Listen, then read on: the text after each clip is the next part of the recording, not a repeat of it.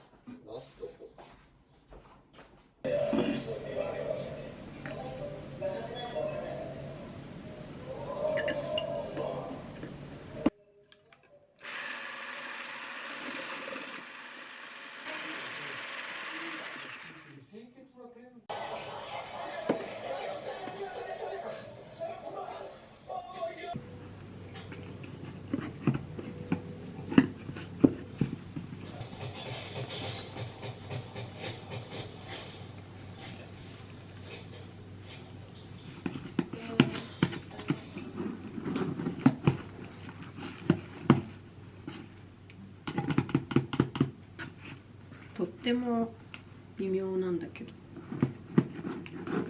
微妙？これがカスタードクリームなのかどうかよくわからない。カスタードクリームって、このクリームがまた硬くなるから、これでちょっと夏これあれだな。卵に火が通り過ぎて。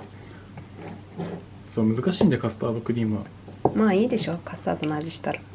うん。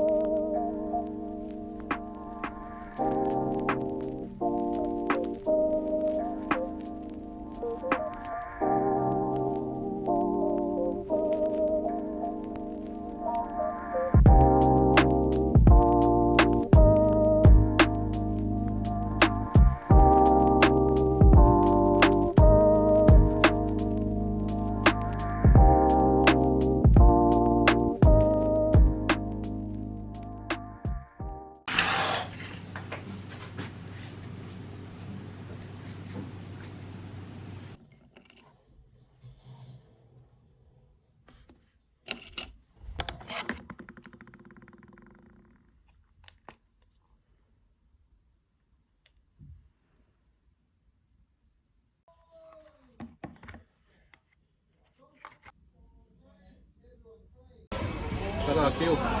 そろそろ。この中入れちゃえば。辛くなっちゃう。普通に食べていい？いいよ。